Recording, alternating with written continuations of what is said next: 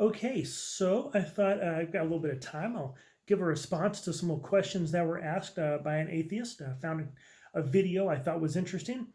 So let me just run through these. They're real short questions and should be able to give them short answers. And so I'm just going to play a little bit of the clip and then give you my thoughts. So let's go ahead and roll with it.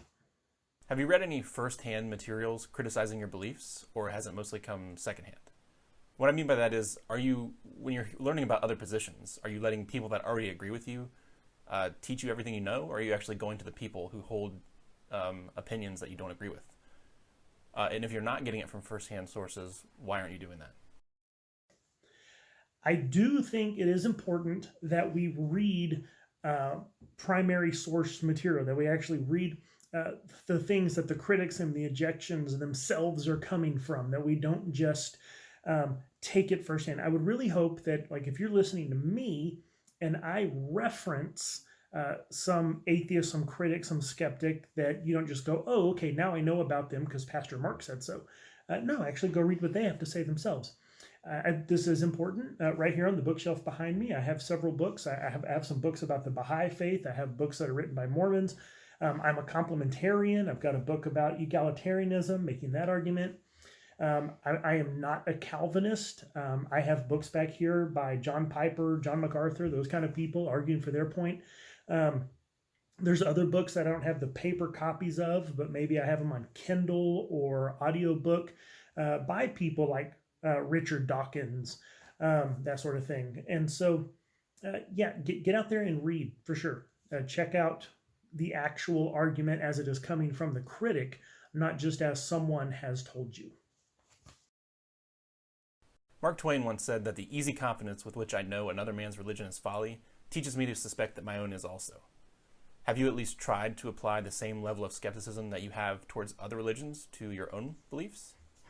Applying the same level of skepticism. See, here's the part that, I mean, I guess it would depend on the person. Not everyone is the same. I'm not skeptical of other religions just by default. I don't believe other religions because I believe Christianity is true. And so it's not a matter of, oh no, I don't believe that. I'm just skeptical of those claims, but I'm just going to accept my own.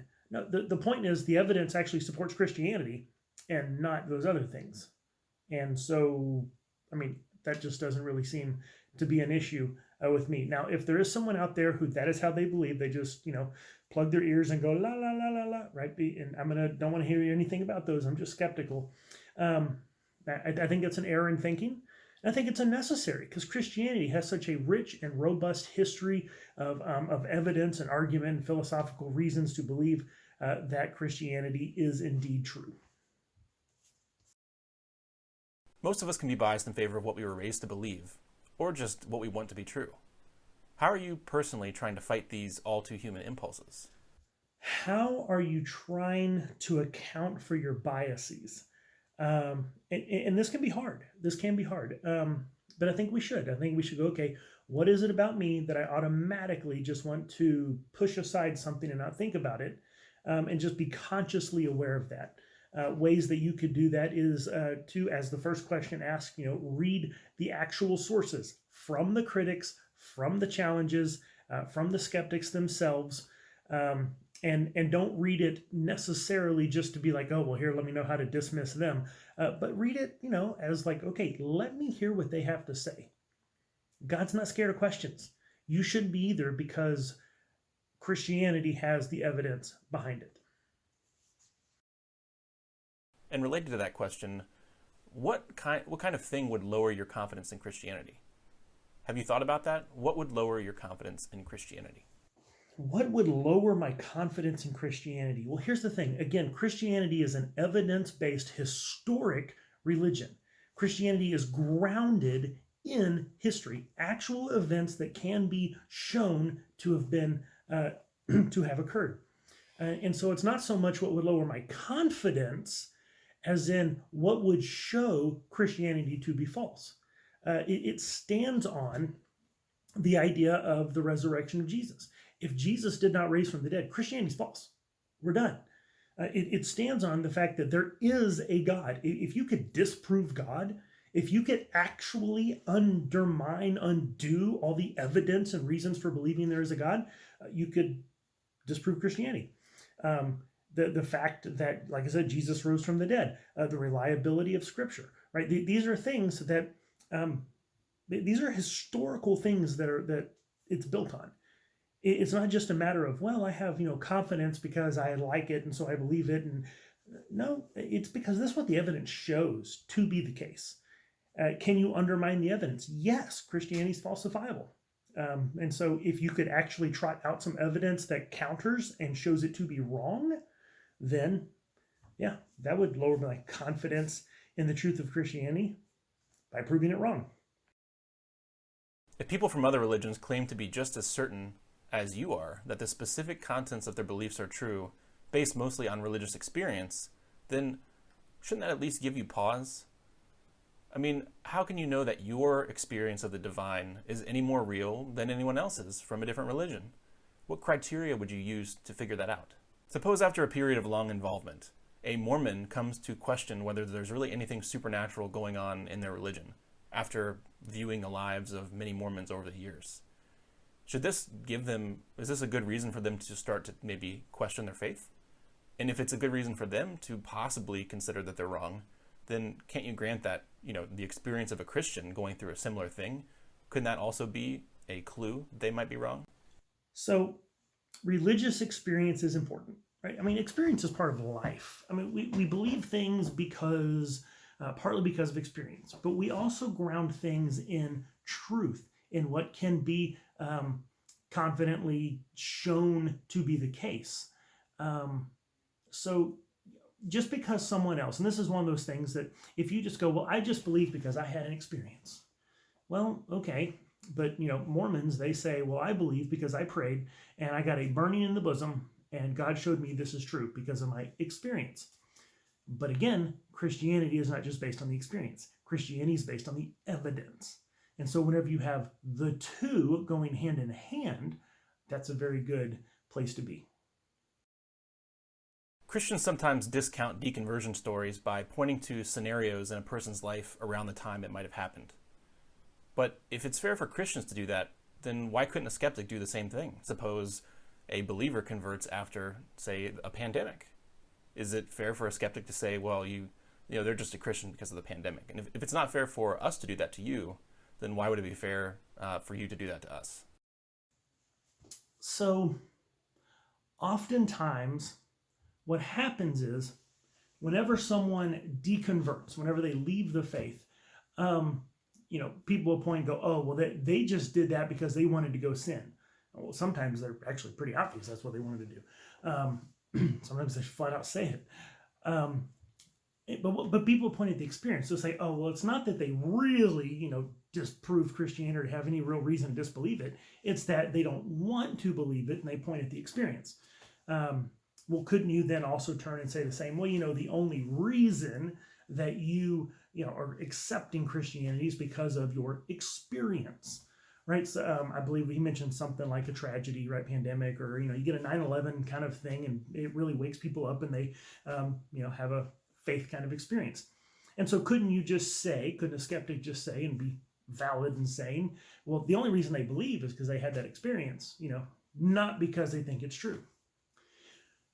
Well, the problem gets back to the fact that the evidence actually supports Christianity, right? God exists, the Bible's reliable, Jesus rose from the dead. All these things add up. And so, yeah, there may have been the experience, but the experience is leading them into a place that is supported by truth. Whereas whenever someone deconverts, often we see a progression of where they don't just deconvert and say, okay, I don't believe that anymore, but now I'm going to go whole hog in the opposite direction, start embracing all these things that previously were believed to be false. And yet, they don't have the truth on their side. All the evidence stacks up on the side of Christianity. So there's a little bit of a difference there, but it needs to come back to the point of what is actually supported by what is truth. If there's an apparent conflict between your deeply held religious beliefs and the available public evidence, which would you default to? And if you say your deeply held religious beliefs, what would you say to someone from a different religion that answered that question the same way that you did? Okay, so if there is a contradiction between what Christianity teaches versus what is the publicly accessible and held evidence and believed to be the case, I'm going to go with God. And here's the thing. It is a false idea to draw a line and say, here's the evidence, and over here is your religious stuff. No, the Bible is evidence. The Bible is a collection of historical documents. It is evidence. So if the evidence is showing that God exists, and the evidence is showing that this historical things happened, and that historical evidence is showing Jesus rose from the dead, then I have reason to believe this over here. So that is already part of the overall evidence. So if I've got something else that's saying one thing, and then I got this over here that's saying another, well, I'm going to pick the one that I know to be more reliable. If you lived in an ancient time and heard a voice claiming to be a perfectly good God that instructed you to offer a family member as blood sacrifice or to intentionally butcher the children of the enemy, would you be able to believe it? Wouldn't you consider the possibility that you might be delusional? And if that's true, if you would, then why does it seem so easy for either you or maybe possibly your brethren to rationalize this kind of stuff when it appears in the Old Testament? So if I heard the voice of God telling me to do something that is typically thought of to be an awful thing to do, and the examples he gives, he doesn't specifically cite anything, but the references he seems to make is referring to like Abraham, right? Whenever God says to sacrifice Isaac, and Abraham's like, well, okay. Or the Israelites, whenever God says, hey, go in there and, drive everyone out or kill everyone that remains. And it's like, wow, would you do that? If just some voice came down and said, I'm a good God, go do this thing for me. That completely dismisses the entire context of what's going on. The fact is, whenever God came and told Abraham, okay, now that you have Isaac, I want you to go sacrifice him. You already have decades of interaction between Abraham and God. It's not just like some voice came down from nowhere one day and just said, hey, you, I'm God and I want you to go do this. There was an established relationship of trust and faithfulness, and the Bible even tells us that in that instance, Abraham said, well, I know God is good and I know he's going to keep his promise, so all right, I mean, he'll either stop me or he'll bring the kid back to life. We'll see what happens. It wasn't just something that was going on and just out of the blue. There was context to it. The same thing with other things that we go, wow, would you do that if God told you to? Well, there was all kinds of other backstory to what's going on. It wasn't just some random voice out of the blue. Suppose that a pagan believes that Zeus causes lightning. Now, does our ability to explain lightning without any appeal to personal agents count as some evidence that their view is false? And if it does, then why do Christians, or maybe you, always seem to say that being able to explain things naturalistically doesn't actually work as an objection to your views, if you would see it as an objection to someone else's views? This is basically addressing the God of the gaps. It's the idea that, well, we thought that lightning was caused by Zeus. Personally, I think it was caused by Thor because he's so much cooler than Zeus, but you get the point. No, that lightning, it's like, well, the ancient people, they thought lightning was Zeus, but we now know what causes lightning. So why doesn't that also apply to Christianity, right? Because we have this scientific reason. The main point here of the reason why it's not God of the gaps, to point at naturalistic things, and those naturalistic things do not disprove Christianity, is because Zeus is part of the creation.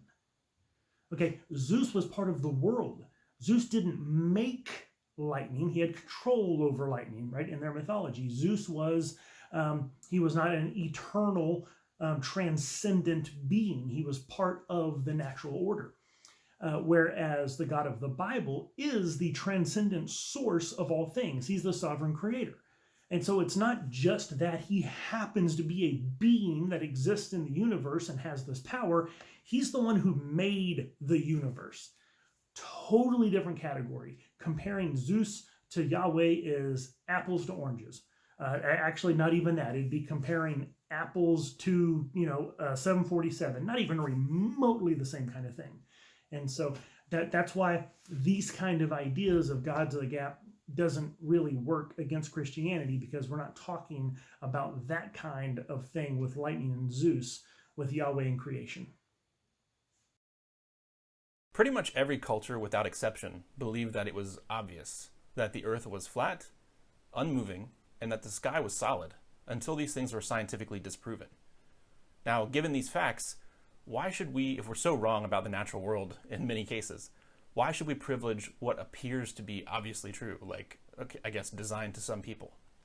If we're so wrong about a lot of stuff about the natural world in those other instances, then obviously shouldn't that make us more skeptical about what appears to be obviously true?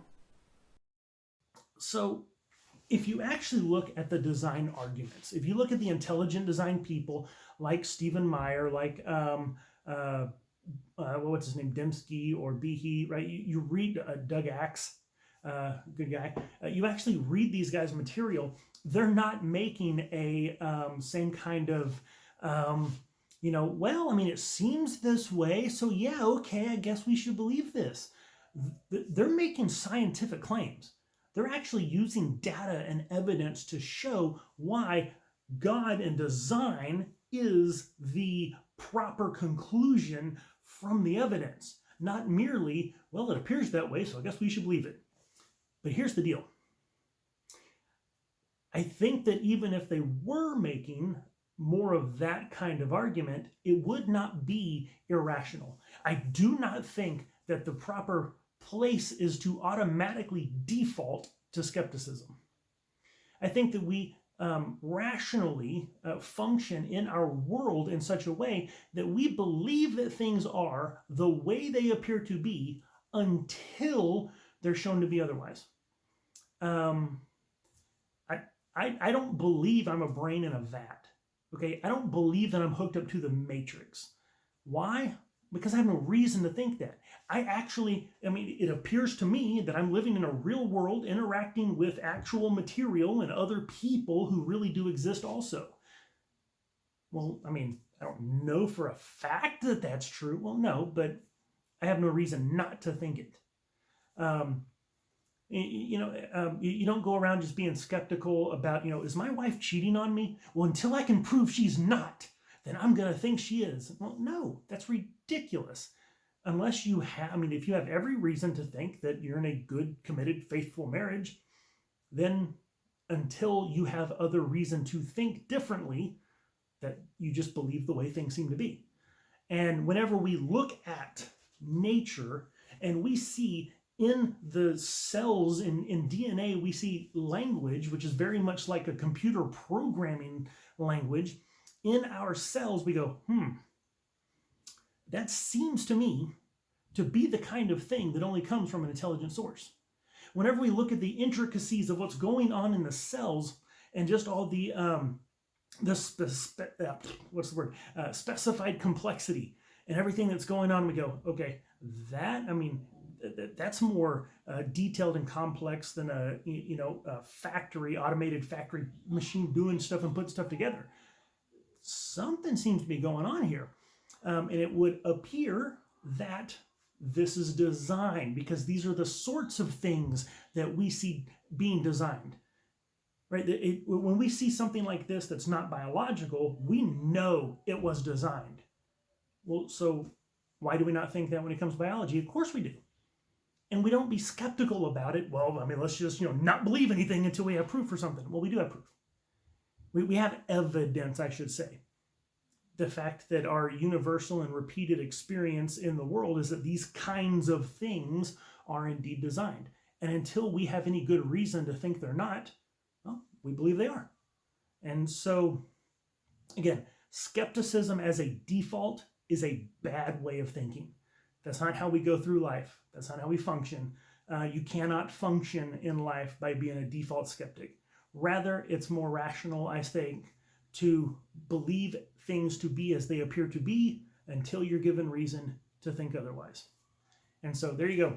There's my answers, 10 or so questions. Hope that gave you some insight. See ya.